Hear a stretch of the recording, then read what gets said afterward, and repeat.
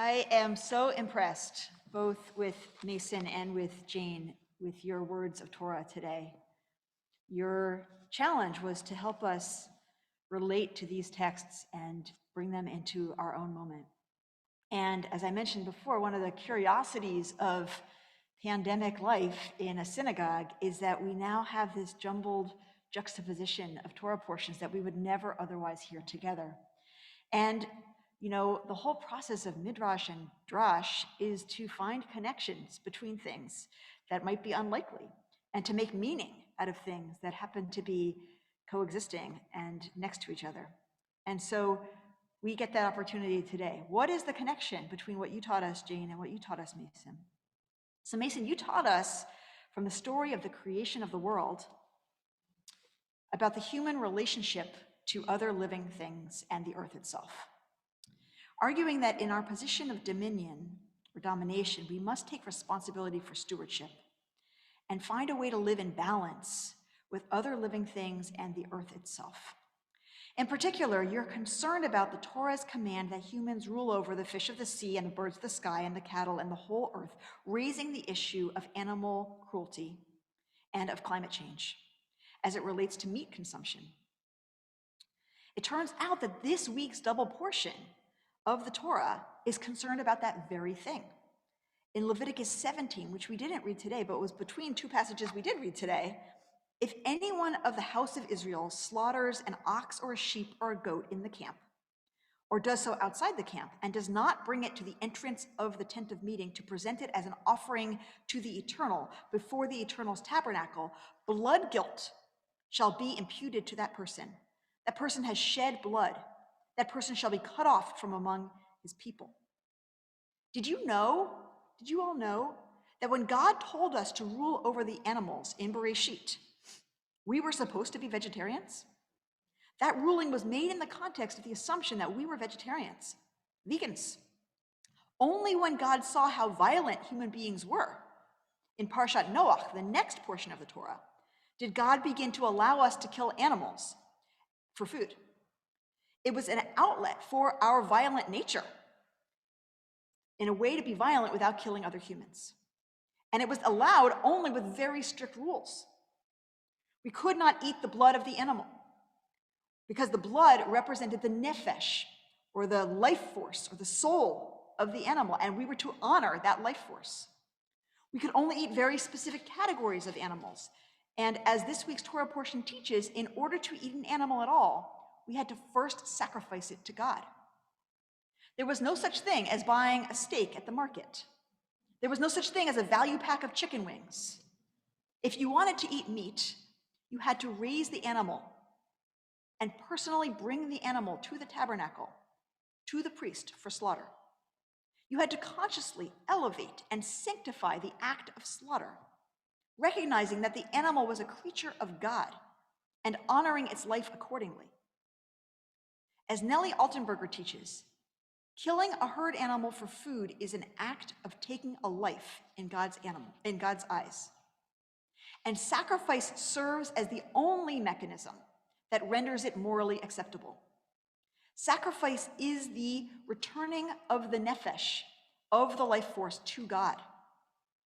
The Torah, she continues, challenges us to relate to animals as living creatures, not walking food. We are permitted to take their meat for eating purposes, but we cannot own or consume their nefashot, which belong to God. Eating meat should be done with consciousness and personal involvement, and on special occasions. So also in this week's Torah portion, Kiddushim, we read of the laws of Peah and Leket, which require us to exercise restraint when we harvest fruits and vegetables and grains from the earth. We must leave a portion of them for the poor and the stranger, recognizing that we are not the owners of the earth, but residents and stewards. We are meant to act with restraint and have reverence in our relationship to the entirety of creation, even as we have the power to rule over it. Now, Jane, you lifted up from this Torah portion, from Kiddushim, the idea that hating one another or bearing a grudge against another is not only forbidden, but is the easy way out. We must do hard things to strengthen the fabric of our society, you taught us. And instead, as you said, Torah commands us to do the difficult thing, which is to challenge and even confront people for behavior that is wrong, but to do so in a way that both protects ourselves and doesn't shame the other. Like with the issue of killing animals, the shaming of other people is seen by the rabbis as taking their blood. In the Babylonian Talmud, Baba Metzia 58b, we learn that, quote, one who shames another in public, it's as if that person shed blood. The rabbis note how when we are embarrassed, our faces become red and then drain of color. And this they compare to the shedding of blood. Jane, you, like Mason, talked about the difficult quest for balance. The balance between preventing harm to others and protecting ourselves, between our own safety and the safety of the whole society, between saving our own lives and saving the lives of others, between rebuking others and shaming them. None of this is easy, as you taught us. Torah requires us to do hard things. And you ended with this line, important things are worth the struggle.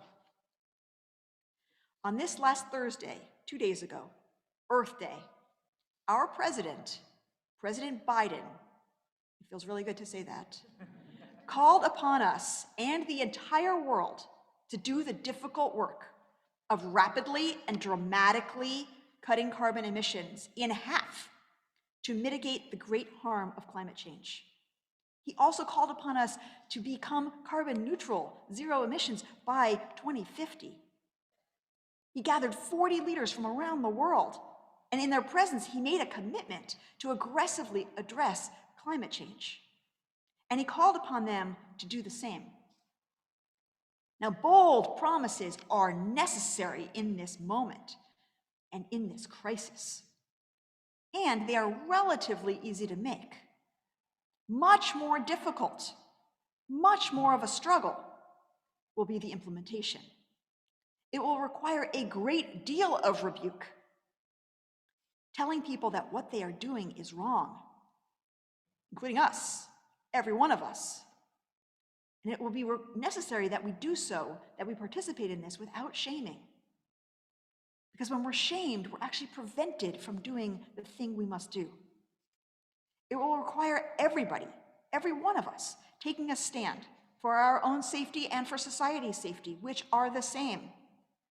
It will require dramatic behavior change for all of us, including in relation to what we eat.